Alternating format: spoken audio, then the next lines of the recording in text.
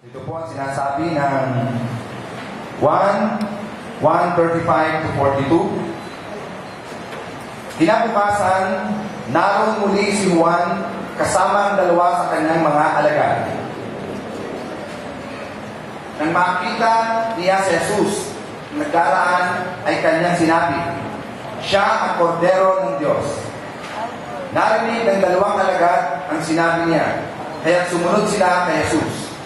Lumingon si Jesus at nang makita niyang sumusunod sa kanya ang mga ito, sila'y tinanong niya, ano ang kailangan ninyo?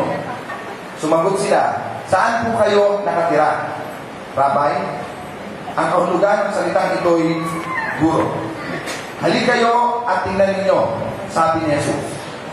Sumama sila kay Jesus at nakita nila ang kanyang tinitirhan. At tumuloy sila roon ng araw na iyon, nooy mag-aalas 4 na ng hapon. Ang isa sa dalawang alagad na nakarinig kay Juan at sumunod kay Jesus ay si Andres na kapatid ni Simon Pedro. Unang hinanap ni Andres ang kanyang kapatid na si Simon. Sinabi niya rito, nakita na namin ang Mesiyas. Ang kahulugan ng salitang ito'y Kristo. At isinama ni Andres si Simon kay Jesus. Tinignan ni Jesus si Simon at sinabi sa kanya, ikaw ay si Simon na anak ni Juan. Ikaw ay tatawaging Cephas, na ang kahulugan ng pangalan nito ay Pedro. Pagpalagi nawa ng Panginoon, ng Diyos at kanya pong salita. So, ang ating pong sa ay may pamagat when the Lord calls. Kapag ang Panginoon ay tumawag. Tayo sa manalangin. Dakilan namin Diyos at aming Ama, salamat po sa umagang ito na kayo nga ang Diyos ng himala. Ang aming pong buhay ay pinakikitahan ng masaganang biyaya na kung saan ang inyong himala ay nahayag. Kung paano kami mula sa aming kalagayan noong una ay inyong kinahabagan, kinatagpo, at binigyan ng pagkakataong magkaroon ng pagbabago. At sa gayon, Panginoon, ang aming buhay na ito ay mailaan, mag-ukol sa pagsamba at paglilingkod sa inyo. Ipaunawa po ninyo sa amin ang inyong mga salita at pakita namin ang kahalagahan ng inyong pagtawag kung paano, Panginoon, kami ay nakapanuog dito at sa gayon ng aming buhay ay umayon doon sa inyong pagkatawag sa amin. Salamat po sa inyong mga salita. Ito po'y aming dalangin sa pangalan ng Panginoong Jesus. Amen.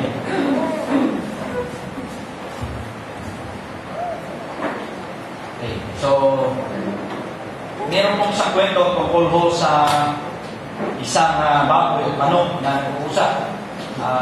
A hen and a hog. Sila ho ay alaga, magkakasama sa isang tinatawag natin yung sa backyard, sabi nga sila sa kanila hong sa isang simbahan. At narinig po nila na nag-uusap po yung mga leader ng simbahan at sabi magkakaroon ho ng tinatawag na handaan.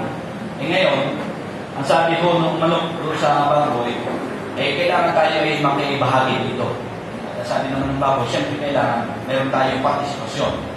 At sabi ng manok, alam ko na, ang kailangan, ang magandang handa dito ay bacon and egg. Sabi niya, bacon and egg. Ngayon, nag-isip ko sandali ang baboy at sabi niya ganito, teka muna, kapag bacon and egg, sa iyo, yung egg, yung itlog, ano lang yun, parang maliit na kontribusyon. Ang samantala, kung ako, dahil bacon, sakripisyo ng aking buhay. So, ito ho, isang kwento lang naman, dahil hindi naman kung nag-uusap talaga ang manok at baboy. Gusto ko lang hong gamitin ito tungkol ho doon sa, kumbaga, sa ating tema na kung tumawag ba ang Panginoon, ano mo yung kanyang nais na mangyari? Ito ba ay isang maliit na kontribusyon sa ating bahagi o sakripisyo ng ating buhay? Ito ho ang pahayag ni Juan doon sa ating nabasa. Kinabukasan, naroon muli si Juan kasama ang dalawa sa kanyang mga alagad. Nang makita niya si Jesus na nagdaraan ay kanyang sinabi, siya ang kordero ng Diyos. Mga kapatid, ito ho ay si Juan na Bautista o sinasabi natin John the Baptist. Hindi ho ito si Juan the Beloved. Si Juan the Beloved o Juan na Apostol, iba ho kay Juan Bautista. Si Juan Bautista, siya ho yung anak ni Elizabeth na kung saan ho ay nagkaroon o pinsang Jesus, yung sinasabi. Siya ho ang hinirang ng Diyos para ho sabi, tuwirin ang daan na kung saan siya ho ang magiging herald o messenger ng pagdating ng Panginoong Jesucristo. So, nagpangabot sila dahil siya nga ho ang mensahero at doon ho ay kanyang pinapahayag doon sa tagpo na kung saan siya ho ay nagbabautismo sa mga Hudyo at mga proselyte, yung mga nag-convert sa Jewish belief ay sabi mo, nakita niya doon ang Panginoong Jesus. At sinabi niya, ito o siya ang kordero ng Diyos. So kilala ho ni Juan, wala ang duda doon. Alam niya kung sino talaga si Jesus. Makikita ho natin doon na yun ho mga alagad ni Juan dahil si Juan ho ay may mga tagasunod na. Kumbaga bilang isang lingkod ng Diyos, siya ho ay may mga followers na. Sabi natin, disciples. So narinig ng dalawang alagad ang sinabi niya. Ito ho ay alagad ni Juan na John the Baptist. Kaya sumunod sila kay Jesus. So mula kay Juan, sumunod sila kay Jesus. Lumingon si Jesus at nang makita niyang sumusunod sa kanya ang mga ito, sila ay tinanong niya, ano ang kailangan ninyo? Makikita ko natin na sa tagpong ito, noong makita ni Juan ang Panginoong Jesucristo at sabihin siya ang kordero ng Panginoon. Noong the following day, sabi ko doon, kasama niya muli ang kanyang mga alagad at doon ay nakita ko, nila muli ang Panginoon at sa halip na kay Juan pa sila sumama, sumunod na ho yung dalawang alagad ni Juan sa ating Panginoon. At sa pagsunod nga nila, makita ho yung doon na sila tinanong ni Jesus na ano ba ang kailangan ninyo. Sa pagsunod po ng mga tao sa Diyos, sa Panginoon, may iba't ibang salubin. Narinig na po natin ito sa nakarang mensahe sa John ng Linggo. Maaari yung natin i-base ito sa mga sumusunod. Una, ang salubin ng pag-uusisa. Marami yung sumusunod talaga kay Jesus, pero ang iba ko sa kanila ay umuusisa lamang. Sila ko yung nag-iisip na sino ba talaga itong si Jesucristo? Sino ba itong sinasabi ng Jesus na ito, na anak ni Jose at Maria? So marami ho ang nagtatanong ng gayon. Nandun din ho sa loobi ng paghahanap ng kasagutan. Ano ang magagawa ng Jesus na ito sa kanilang kalagayan? Panglahin na problema ng mga Hudyo ay yung pananakop ng Roman Empire. At gusto ko nila ay mahiahis sila doon sa mga kamay ng ikakahoy kabigatan dahil sila ho ay pinamamahalaan na ng kolonya ng Romano Imperyo. Ay hindi lang yun. Marami pa rin siguro silang hinahanap katulad ng mga himala na nakita nila.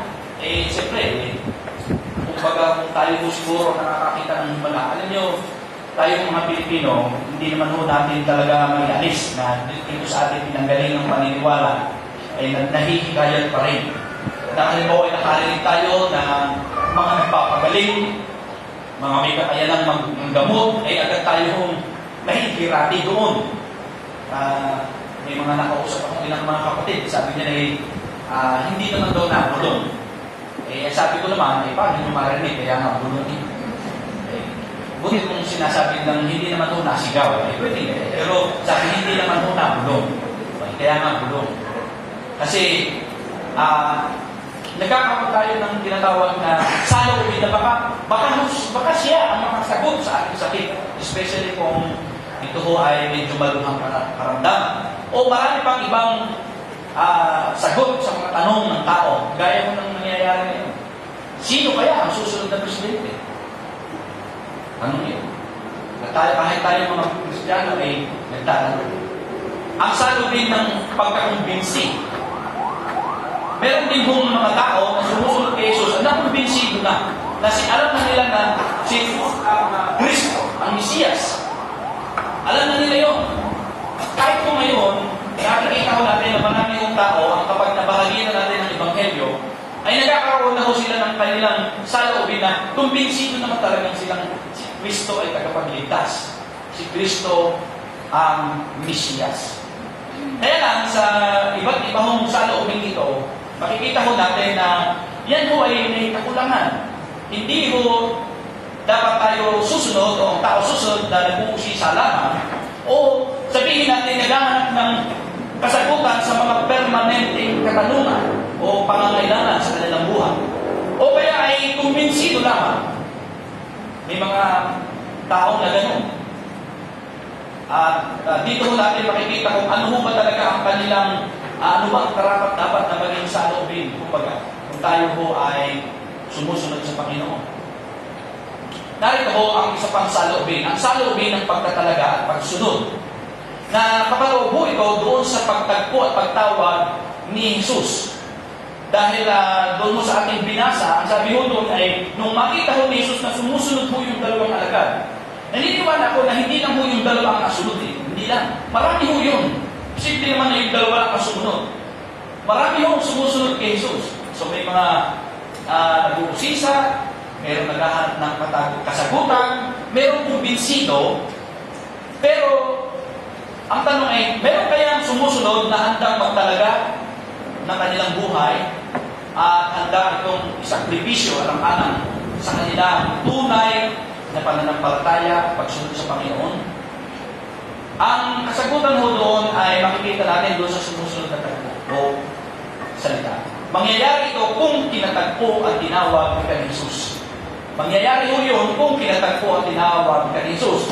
Pansinin nyo, sabi ko ho, hindi lamang ho yung dalawa ang nasunod. Pero nung nilingon sila ni Jesus, ang sabi ho ay, ano ang kailangan ninyo?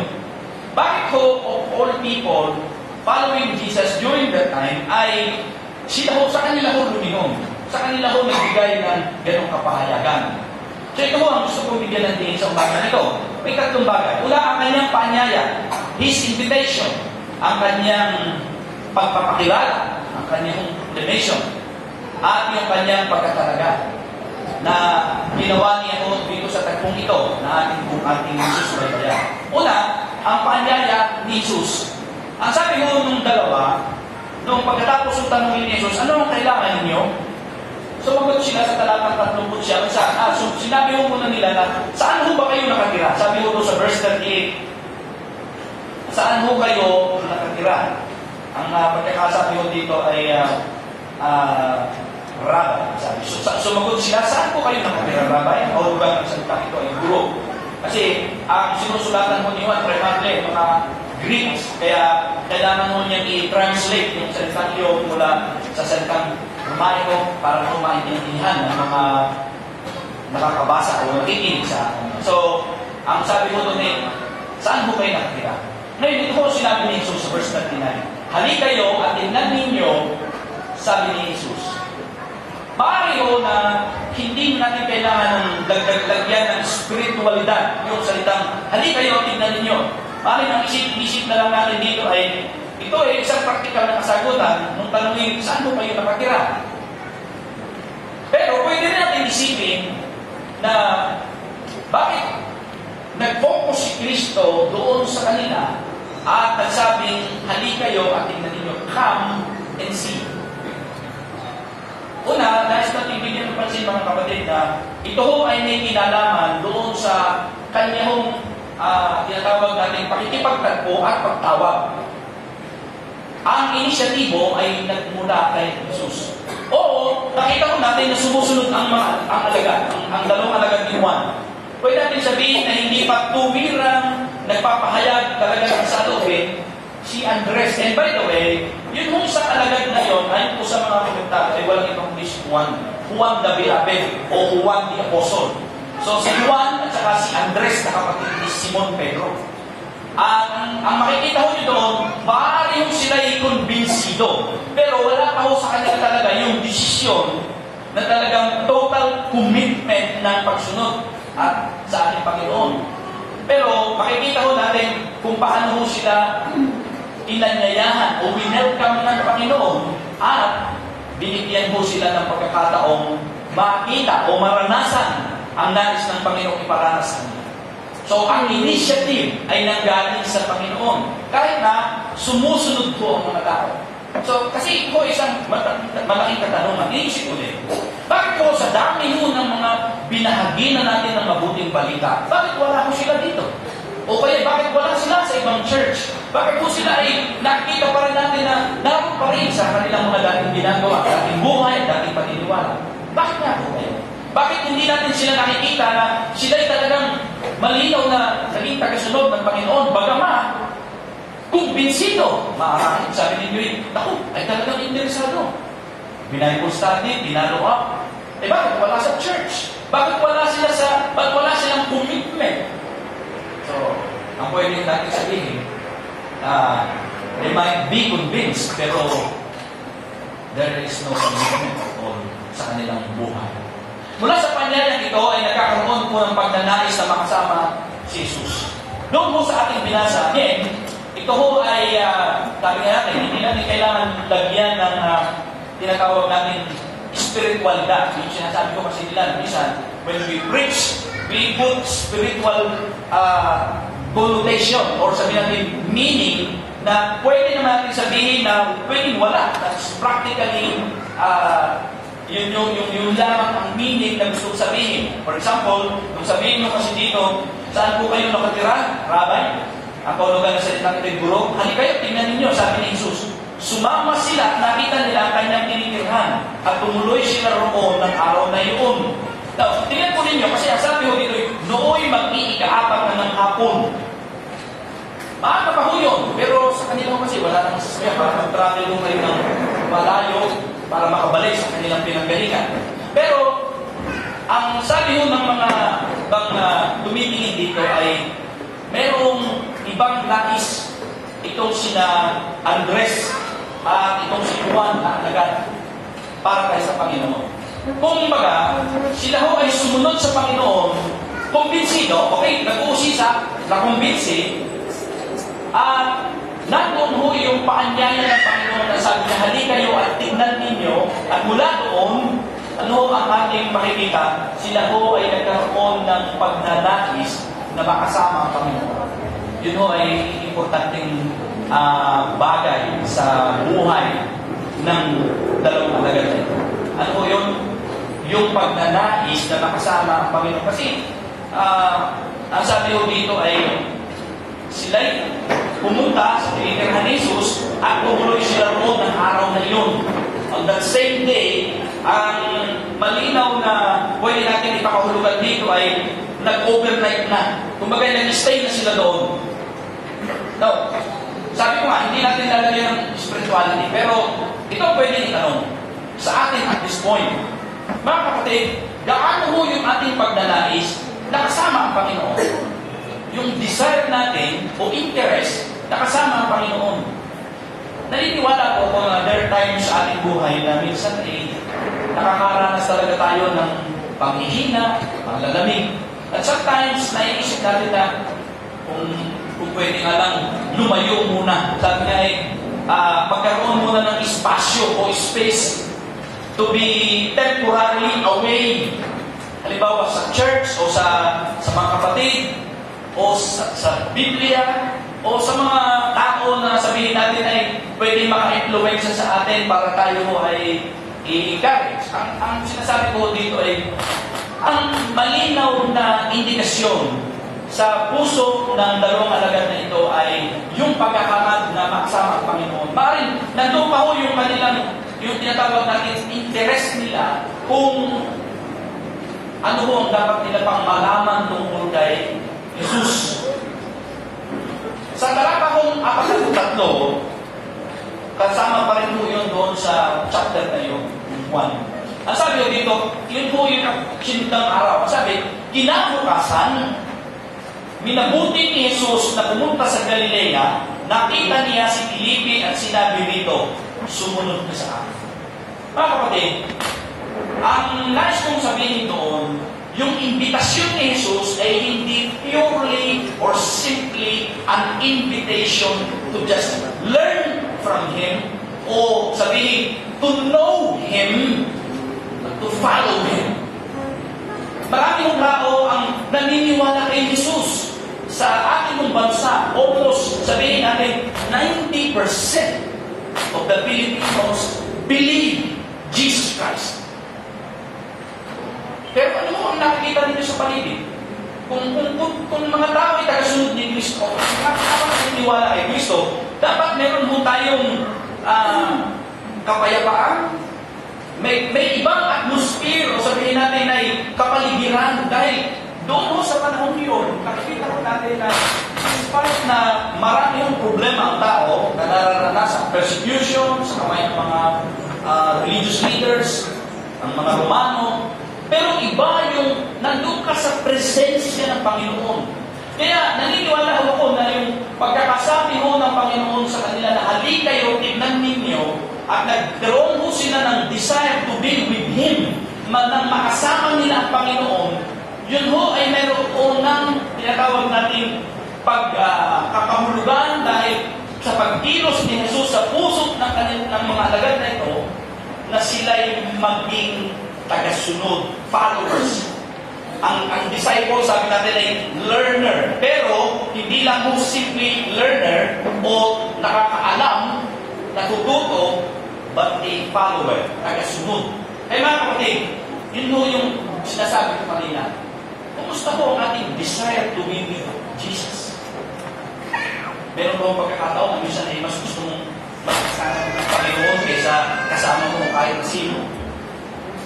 Yung bang sabihin mo, hindi, no? Ako'y magbubulay-bulay muna.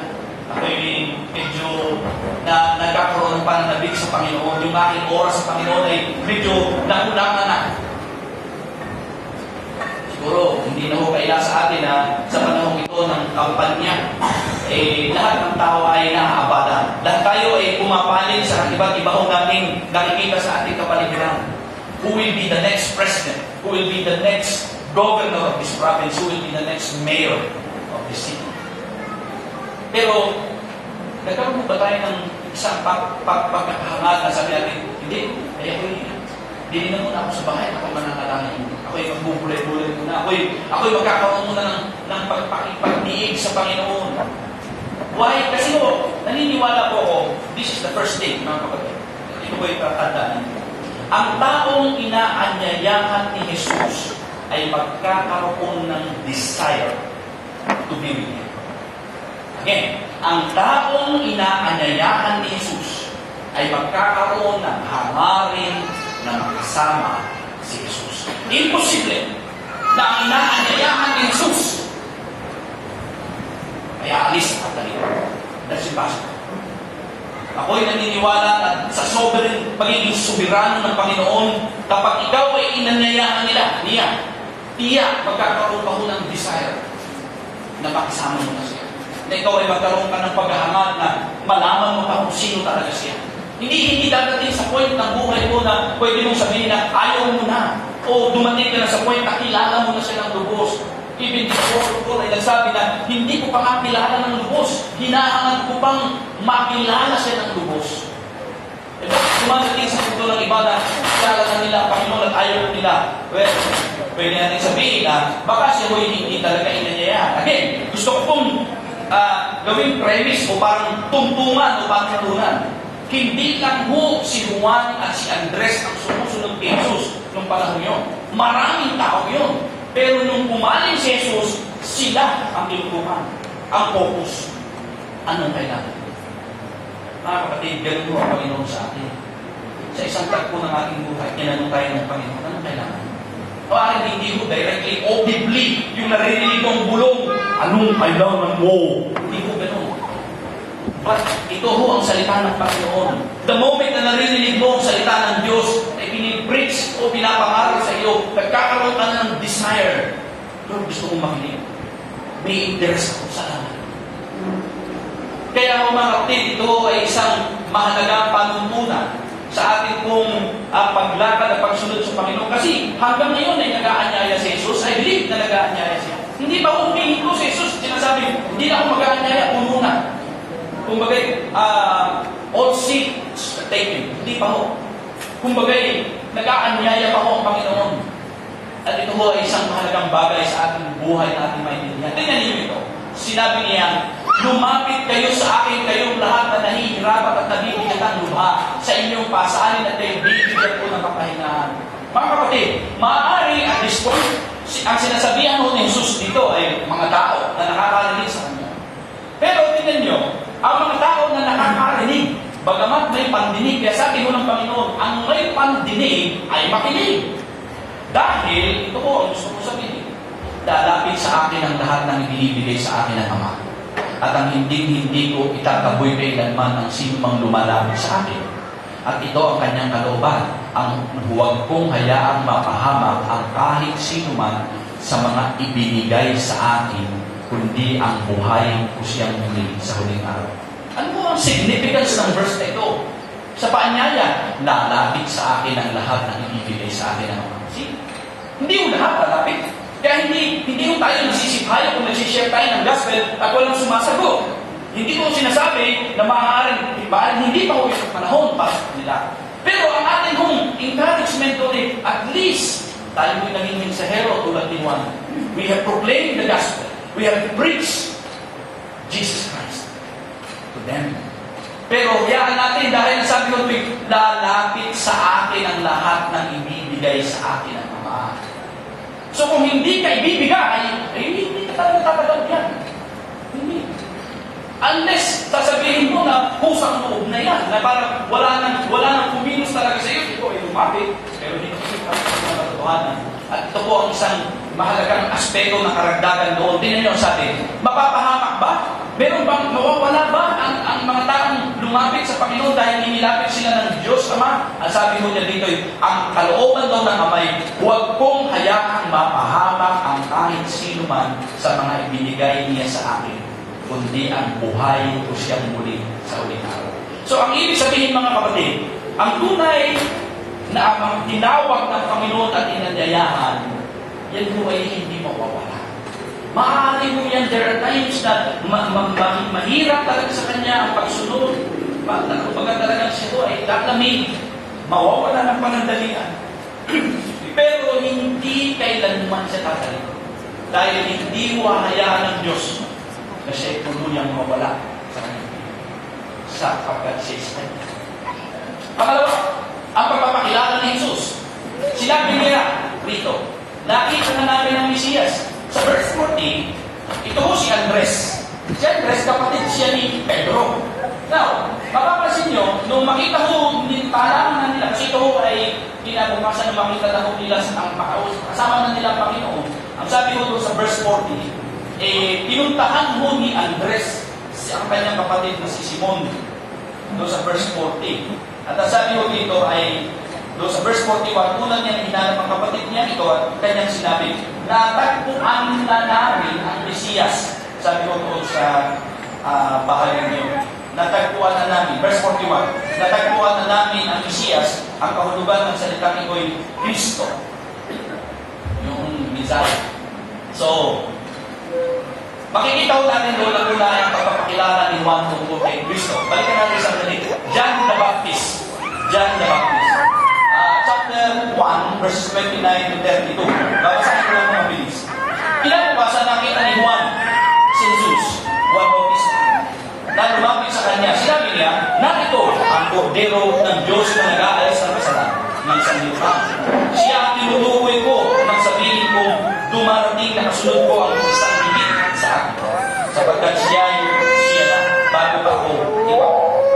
Hindi ko pa rin siya lubos na nakikilala noon. Bagamat ako'y nakaritong nagbabautismo sa tubig upang ipakilala siya sa Israel. And then verse 32, ito ang patotoo ni Juan.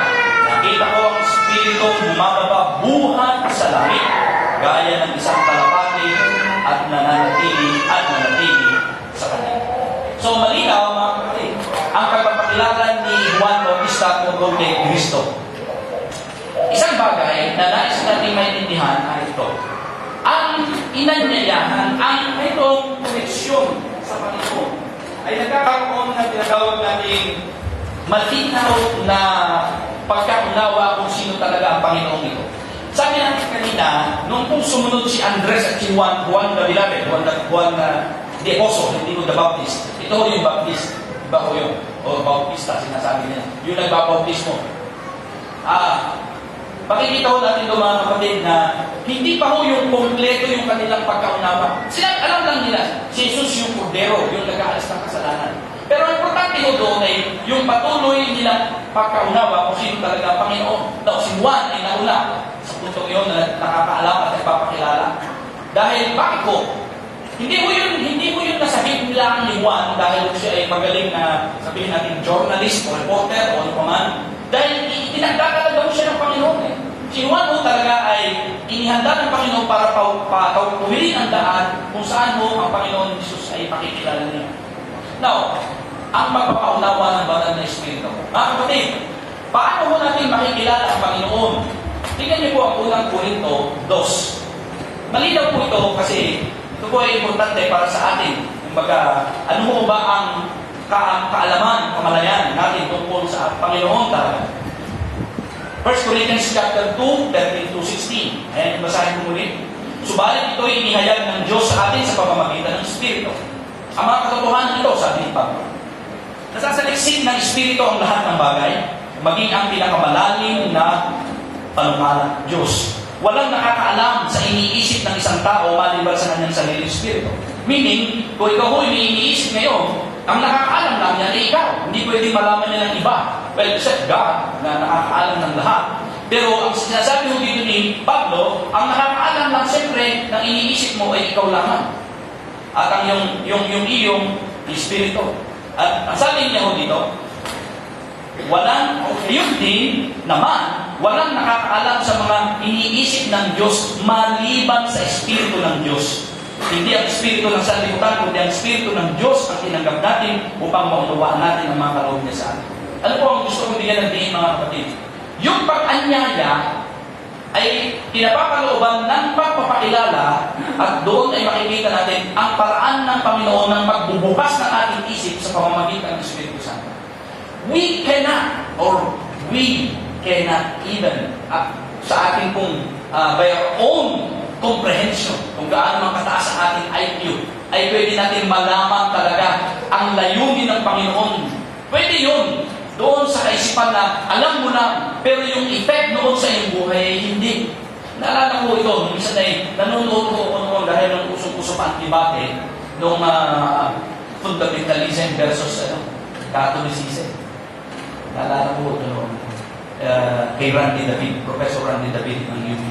Sabi niya sa isang panelist doon, sa mga pastor, sabi niya, I have read the Bible from cover to cover, but I remember nothing. I have. Mga kapatid, si Randy David ay matalino niya. Yan po ay sociologist siya, ay professional sociologist sa UP. Ibig sabihin, hindi simpleng tao yan. Journalist at talagang pinagkakatiwala, marunong. Pero sabi niya, I have read the Bible from cover to cover, but I have remembered nothing. Bakit? Kasi hindi mo kayang isipin o abutin ng tao ang Biblia sa sarili niyang kaisipan. Kaya kahit tayo nagbabahagi ng salita ng Diyos, hindi mo talagang penetrate yan sa kanyang puso, isip, na wala ho ang kapangyarihan ng Espiritu Santo. Kaya hindi mo yan sa galing ng nagpapangaral. Kasi minsan sabi, naku, ay kagaling ng mga aral, ay lahat ng pinapangaralan niya natanggapin. Hindi ako naniniwala sa gayon. Ang pinaniniwala ko ay may banal na Espiritu na humikilos sa tao upang buksan ang isip ng tao at paintindi sa kanya ang mga bagay tungkol kay Jesus. Yun ang sinasabi yung Pablo. Hindi yung pwede na ituloy na sa galing ng tao gaano mang kahusay kang orador o tagapagpaliwanag. Kasi bisan may narinig ako nagsasabi, siya nagbahagi tumanggap. Sabi ko nga, kung gayon din siya, ito na lang lagi magbahagi, natanggap lagi. Pero hindi ko iyan basihan. Kaya nasabi ko, kahit na marami ang nakarinig, marahil, ito si Billy Graham, millions of people have heard Billy Graham preaching the gospel. Pero nasaan mo na ngayon? Nasaan? May ilan, pero hindi. And then, finally, ang pahayag ng Diyos. Tingnan niyo po sa Mateo 26, Ano ho ang makikita pa natin dito? Tungkol ho sa pagpapaliwanag, tungkol sa pagpapakilala ng Panginoon. Kaya ko binabanggit ito kasi ho, ito ay may kinalaman sa ating pangunawa tungkol sa doktrina ng Trinidad, na ang Panginoon natin ay hindi ho siya naparito na nag-iisa at hindi niya naintindihan kung ano ang nangyayari, kundi ito ho ay plano ng Diyos bago palikhain ang sanlibutan patungkol sa mga taong maliligtas. Matthew chapter 16 verses 15 and up to 17. Ganito po ang nakasaad po sa salita ng Panginoon. Sabi mo dito ay verse 15, kayo naman, ano ang sabi ninyo? Sino ako? Tanong niya sa akin. Sumagot Simon Pedro, kayo po ang Kristo. Sabi ninyo. Sumagot daw si Pedro, kayo po ang Kristo. So later part na ho ito. Sila ho'y natawag na nanyayahan na. Sila ho'y ay pinagpakilala na sa kanila. At sila ho'y sumusunod na sa Panginoon. Pero sabi dito din ng Panginoon na sino ako sa inyo? Sumagot si Pedro, kayo po ang Kristo, ang anak ng Diyos na buhay. And then look at verse 17. Sinabi sa kanya ni Jesus, mapalad ka, Simon. Palad ka, na anak ni Jonas, sapagkat ang katotohanan ito'y hindi inihayag sa iyo ng sino mang tao. Maaaring narinig ito ni Pedro, imposible hindi. Pero ano ang gusto sabihin ni Jesus? Hindi ko ito naunawa dahil ang tao ang nangangaral. Ang tao ang nagbubukas ng iyong puso. Pero ano po sabi sa huling bahagi ng talatang ito, verse 17, ang sabi ko dito ay, ito'y inihayag sa iyo, nino, ng ating amang nasa langit. Sino daw nagdodraw ng tao papunta kay Jesus? Ang Ama. So sino ang pwedeng magpahayag? Ang Ama. At ang Espiritu Santo ang nagbubukas ng isip ng puso ng tao. So malinaw mga kapatid, ang Trinity. Meron mga grupo na hindi naniniwala sa Trinity. Hindi sila naniniwala na ang Espiritu Santo daw ay puwersa lamang. The Holy Spirit is simply a force. It, hindi mo siya He. Say it. Power. No. The Holy Spirit is a person. Ang banal na Espiritu ay persona. Siya ho'y Diyos. At siya'y kumikilos sa puso ng tao, sa buhay ng tao, upang ilapit ang Panginoon, ang tao sa Panginoon. At siyempre, nandun naniniwala tayo na ito'y may kaugnayan doon sa katotohanan na ang Panginoong Jesucristo na tumatawag ng kanyang mga alagad ay mayroong pagkilos sa kanila bago pa ang taong ito magkaroon ng tunay na hangarin para sa kanya. Hindi natin inaalis yung hangarin ng tao. Kaya sabi ko nga sa inyo, marami yung sumusunod, dami. Pero, at marami rin ang kumbinsi, pero bakit ilan lamang ang tunay na nagtatalaga ng buhay? Yun po ang malinaw ang salita. Ang Espiritu ang nagbibigay buhay. Hindi ito magagawa ng tao. Ang mga salitang sinabi ko sa inyo ay Espiritong nagbibigay buhay. Ngunit may ilan sa inyong hindi nananalig sa akin. Alam na ni Jesus buhat pa noong una kung sino-sino ang hindi mananalig sa Kanya at kung sino ang magkakanulo sa Kanya. Idinugtong pa niya, iyan ang dahilan kaya ko sinabi sa inyo na walang makalalapit sa akin malibang ito'y loobin ng Ama. Very clear. Hindi lahat ng sumusunod, hindi lahat ng tao ay mananalig o mag-express. Kahit magsabi na, nananampalataya ako, Panginoong Isus. Kasi ho, ito ho sabi ng Panginoon. Yan ang dahilan na sinasabi ko sa inyo. Hindi tuwirang makakalapit sa akin ang tao malibang ilapit ng Ama. Kapag yan ho ay purely human desire, yan ho hindi tatagal. Yan ho hanggang dito lamang. Sabi niya, hindi yan magpapatuloy.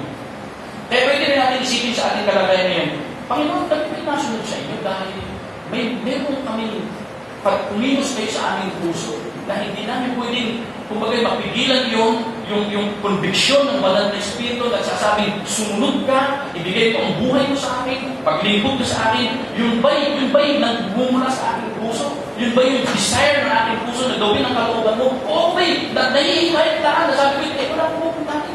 Ay nalang, ako born again daw. Wala nang susutan din, hindi lang sa inyo. Kung ganun ho ang ating pagkaunawa, mga kapatid, gusto kong ito bigyan ng linaw sa atin, hindi tayo katagal. Ay ito ang dinadaan natin pinapakasimple pa ito. Simpleng buhay pa ito. ay pagka tayo po ay nakaka-experience na ng pag-uusig na naranasan ng ibang tao, talagang hindi tayo tatagal. Iba ho ang inikilos ng Diyos. There is the conviction. There is the commitment. The sacrificial desire to die, even to die, sabi niya, mamatay para sa Panginoon. So yun po ang malinaw na ating makikita. And then finally, ang pagtatalaga. So ang pag-anyaya, ang pagpapakilala, ang pagtatalaga. Paano natin makikita yon? Pansinin nyo, doon sa ating binasang talata, ay ligtat po doon kung saan nilapitan mo ni Jesus si Simon. Ito ho yung huling parte.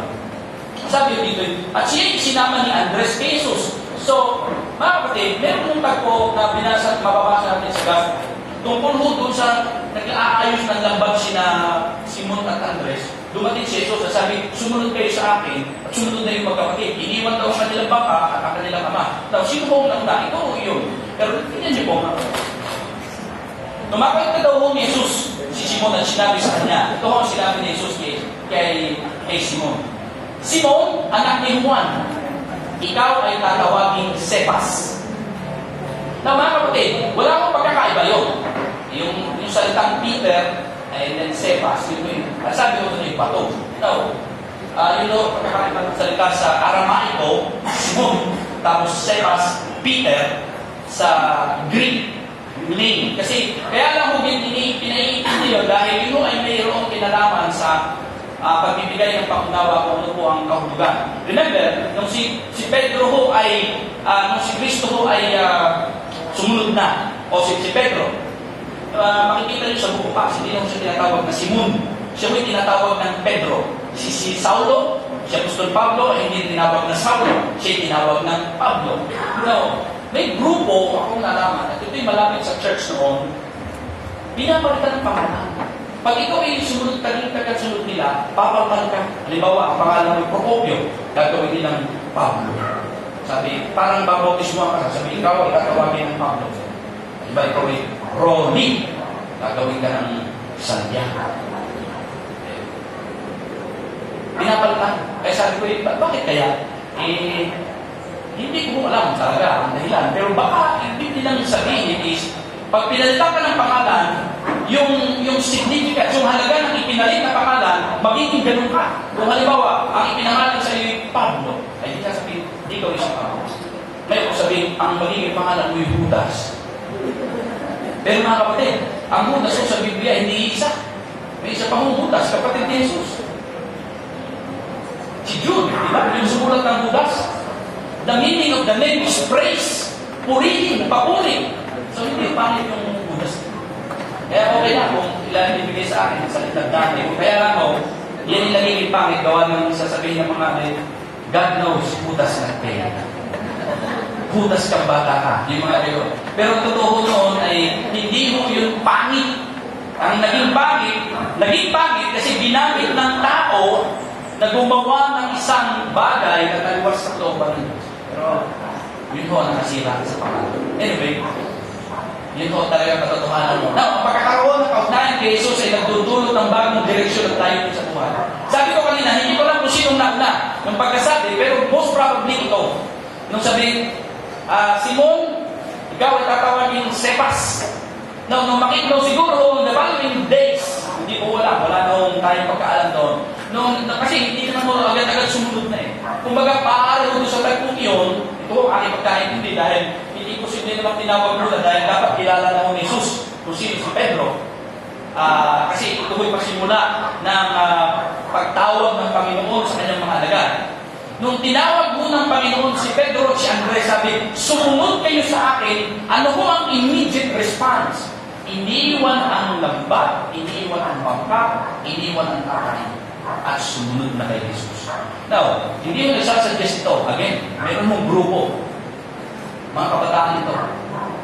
Nasa isang lugar po sila sa Pampanga, pinuntahan mo sila ng mga magulang, at sabi ba, hindi mo uwi. Kasi kinukumbinsi mo sila ng leader ng grupo ng relihiyon na kapag ikaw ay nagpasakop na sa kanila, doon ka na. Sabi, hindi mo kilala ang magulang, pero ko, mas susundin mo na ang leader ng reliyon kaysa sa magulang mo. Pero ang pangit mo doon ay nakasira mo yun dahil sa, alam natin, hindi mo naging magandang epekto sa buhay ng mga kabataan na hanggang sa umahanto pa sa pilitan ang pagpapauwi sa mga anak. Talaga, ay parang na-brainwash. O talaga ay nang umuwi. Talagang gusto yun na sila. Pero ang maganda ho dito, ang pag-ilos ho ng Diyos ay hindi pwesahan. Hindi ho ito sa pilitan. Ang pag-ilos ng Diyos sa buhay ng tao, yun ho yung sinasabing pagtawag at pagkilos ng Espiritu Santo ay pagkilos ng tao ay sumasang-ayon sapagkat alam niya kung gaano kahalaga ang ginagawa ng Panginoon sa kanya. Dahil naunawaan niya yun, hindi yun nakabase sa pagtugon ng tao, kundi yung pagkilos ng Diyos sa kanya, kaya hindi mo siya aayaw. Hindi mo siya magsasabi, ayaw ko, hindi ako susunod. Ang inikilos mo ng Diyos ay susunod o tutugon sa kanya. So, ang pwede natin sabihin, from that time onward, sabi nga natin, ang buhay ni Pedro ay hindi na nagkaroon ng pagbabalik doon sa dati. Sabi nga, pwede natin sabihin na nagkaroon ho ng direksyon at layunin ng kanyang buhay. Yes, nag-fail. Bumagsak si Pedro, tinatuan niya ang Panginoon, pero binangon siya ni Jesus at mula doon ay patuloy siyang lumakad sa pagsunod. Mga kapatid, doon din tayo. Tayo po ay inanyayahan na, nakilala na natin ang Panginoon. At nandun mo tayo sa point na nagtatalaga ng ating sarili. Nandun yung ating desire. Lord, gusto ko gamitin niyo ang buhay ko. Lord, gusto kong maglingkod sa inyo. Gusto kong magbahagi ng Ebanghelyo. Gusto kong magdisipulo. Gusto kong maglingkod sa church. Pero bakit maraming balakid? Bakit maraming umudlan? Pero natindihin po natin mga kapatid na sadyang bahagi mo ng ating buhay ang pakikipagbaka. Pero tandaan natin, ang sino mong binibilos ng Diyos at inanyayahan ng Diyos at nagpakilala ng Diyos sa Kanya ay binibigyan niya ng direksyon at layunin sa buhay.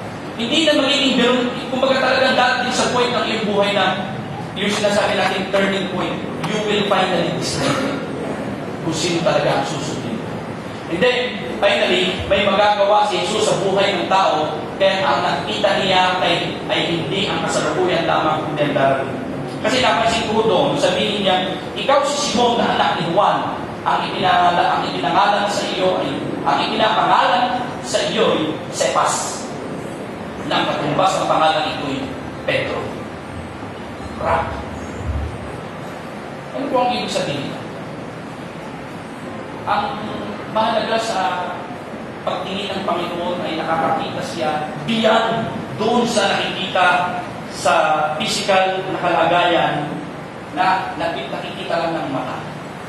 Ang kahalagahan mo ng pagtingin ng Panginoon ay nakikita niya ng lagpas. Kapatid, anong buhay tayo meron? Lagi kong sinasabi, Panginoon, wala ho kayong utang na loob sa akin. Ako may utang na loob. Nung una, nagkamali ako, hindi ko aking sinabi mo sa Panginoon, para pag sabi ko, hindi pala kayo utang na loob nyo sa akin kasi malaki ang hinibak ko. Pero sabi ko, may inaunawa sa akin ng Panginoon na sa ganito. Paano magkakaroon ako ng utang na loob? Hindi na ikaw. So, mula ko noon ba, kung yung sinasabing turning point, wala. Hindi na ako nagbabanggit ng malaking utang na loob. Kasi yun naman talaga totoo. Tayo ang may malaking utang na loob sa Diyos. Now, anong klaseng buhay meron tayo? Iniisip ko ito. Kung wala siguro sa Panginoon, siguro wasak. Sira ang buhay. Siyempre, ay nasa sanlibutan kayo. Kung anong magustuhan mo diyan, gawin mo. Wala kang wala. Kung bagay normal na kalakarat niya pala. Maaaring hindi pa sa atin. Sabi nga minsan ako sa purpose, siguro ko wala sa Panginoon, patay na. Sa sama ng aking pagkatawa, ako'y numero 1 lasing ko, ako'y ganito, ako'y subarol, ako'y siguro ako'y patay na. Maraming magagalit sa aking tao at maaaring ako'y patay na. Maaaring yung iba't ibang salubin ang meron tayo. Pero ito ang nakita ng Panginoon kay Pedro. Pedro, Simon, ang tatawag sa inyo, Cephas o Pedro. Ibig sabihin, may nakikita ang Panginoon na mangyayari sa buhay ni Pedro o ni Simon noon na hindi pa niya alam. Simpleng nga lang mangingisda. Ay isipin mo nakarating ka na sa yung panahon mo ng kanilang pangangaral ay nakilala na ko sila, nabangkog na sila, hindi dahil sila nagmamayabang, kundi dahil yung tapang na meron sila mula sa Panginoon ay ginamit nila ang kanilang buhay upang maglingkod at sumamba sa Kanya. Mga kapatid, yun mo nakikita ng Panginoon sa akin at sa inyo. Sino mo mga tayo? Hindi naman tayo kailangan ng Panginoon ay tututusin. Wala. Kung bagay, siguro hindi ko pwedeng ipakita sa inyo ang aking larang, baka kung ibabato ko dito sa sarili ko, hindi nyo makikita. Sa harapan ng Diyos, walang halaga. Hindi niya kailangan ng tulong sa kanyang gawain.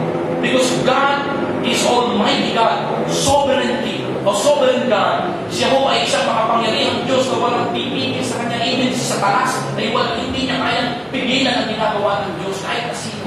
So bakit nakakailangan ng tulong ng tao? Why? Well, because meron siyang mabuting plan. At ito ho ay tungkol sa ginawa ng Panginoon para ipakita niya kanyang pagmamalasakit na despite ng nangyari sa inyo, sa inyong pagsuway at pagkasira ng inyong buhay, may pag-asa kayo kanino? Sa akin. Taalala ko nung tinanong niya ang dalawang alagad, alam mo, kailangan ninyo. Hindi pa dapat nasasabihin nila, kayo po kami. Ano kailangan ninyo? Kayo po. Hindi siya, ano po kailangan? Panginoon, kailangan ko makapasa. Kailangan ko makapasa. Panginoon, ako yung walang pera. Panginoon, ako may sakit. Ako, Panginoon, ay ganito. Ako ay ganito. Maaaring yun isasabihin ng tao. Sasabihin natin. Pero, siya ang kailangan natin. Siya yung babago ng ating buhay. Nang dating lakad na kung ano'y taliwas sa Kanya, pero ngayon, sasabihin mo ngayon, ako kung hindi ako nakatagpo ng Panginoon, ay wala na. Ako kung hindi ako nakatagpo ng Panginoon, ay baka yung inabot ng tao yung sa akin ay ganito o ganito. Malaki ang pagbabago sapagkat tayo'y kinatagpo ng Panginoon. At ang gusto ko kong sabihin doon ay, from that time, ang pagtatalaga ng Panginoon sa buhay ni Pedro ay hindi kailanman pwedeng nang baguhin ng sino man. Maaari, sabi ko, nag-fail si Peter, pero bumalik siya dahil din sa biyaya at kapangyarihan ng Panginoon. Ni-restore niya si Pedro at nakapaglingkod na siya. Ganun po tayo. Hindi tayo pwedeng maglagay ng bakod sa isa at sabihin natin hanggang dito kadalaman. Dapat makita po natin sila ng higit sa katulad ng pagdili ng Panginoon. Kumbaga, yun ho ang mabuti ko. Tayo may mga kakayanan, may mga talento, may mga magagawa sa Panginoon. Hindi ho ito para bang lugar lamang ng mga sikat o lugar lamang ng mga iilan o lugar lamang ng mga may kakayanan na para bang sinasabi kayo lang yata ang anak ng Diyos. Hindi po. Tayo pong lahat ay binigyan ng Panginoon ng biyaya, magampanan, at tungkulin gusto niya sa atin. Kasi binigyan niya ng direksyon at layunin ang ating buhay. Mga kapatid, hanapin mo natin. Sundan natin. Huwag natin hayaan na matapos na lang ang buhay natin na sasabihin natin sa bandang ulit, Lord, sayang. Napakarami yung panahon yung binigay sa akin, pero inaksaya ko. Yes, pwede yung mangyari ganun. Pero hindi naman natin sinasabi na, again, ang kaligtasan ay mawawala, pero huwag natin dalhin doon sa point, mga kapatid, na panghihinayang pa tayo. Binibigay ng Panginoon ang opportunity for us to serve Him with all our commitment and faithfulness just because of His grace to us. Nagpatuloy siya ng paglalakad at nakita rin niya mga kapatid na Santiago, Juan, anak ni Zebedeo.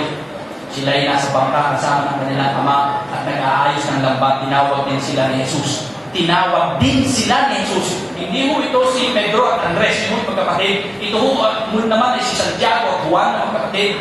At ang sabi ko ito'y, nasa bangka din sila, mga mangingisda ito, nag-aayos ng lambat, tinawag din sila ni Jesus. Agad nilang iniwan ang bangka at kanilang ama at sumunod ni Jesus. Pareho.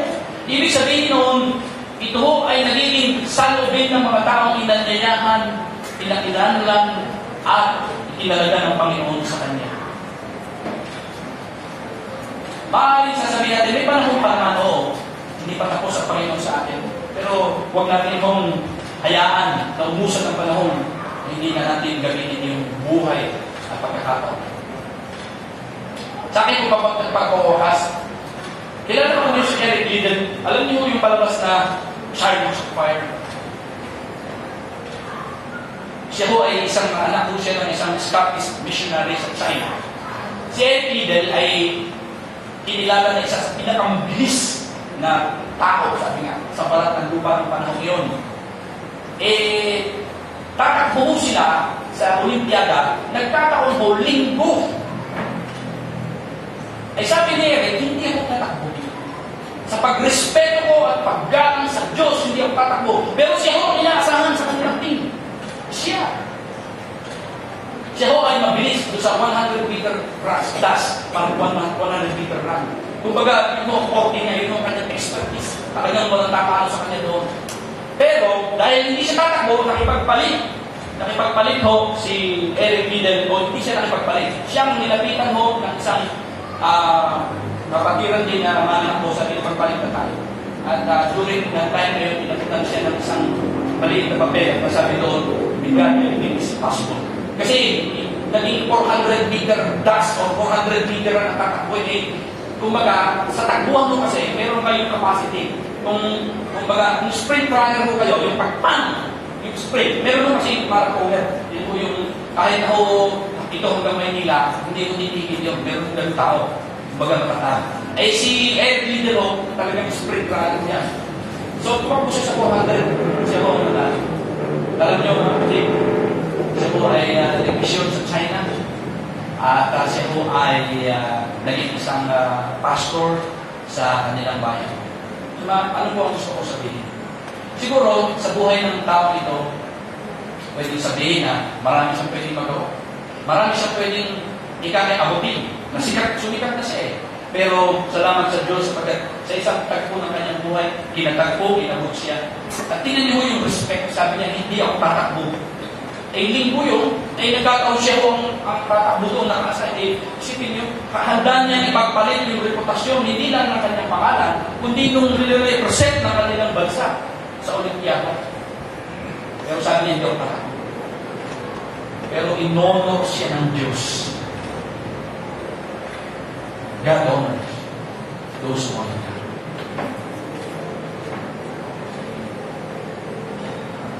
Pinaparangalan ng Diyos ang mga tao, iginagalang at pinarangalan siya sa harapan ng mga tao.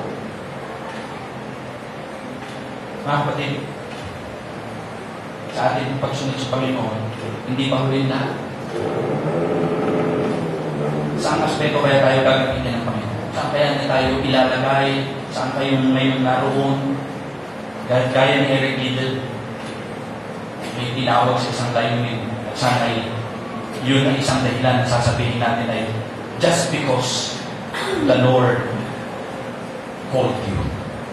Dahil sa isang punto ng iyong buhay, tinawag ka na ng Panginoon para sa iyo.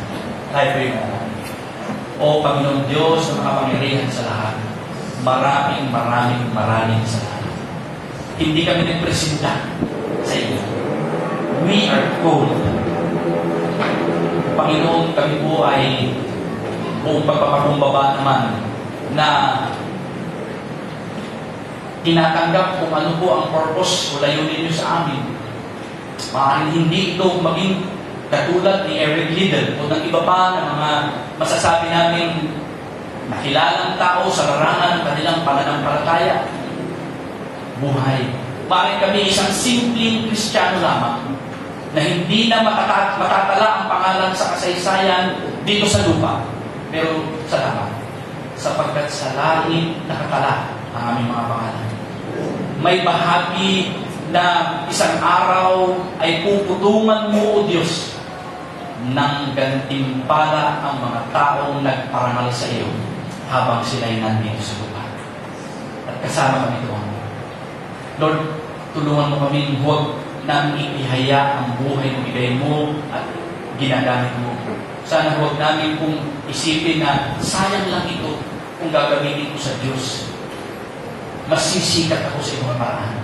Panginoon, tulungan mo kami.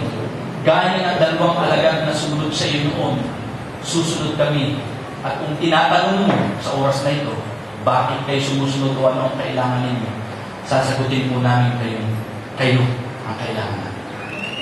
Continue to bless each and every one of us, Lord, as we commit our lives to you, and to faithfully obey you, Lord, from this time onwards. It's only by your grace that we can do it, Lord.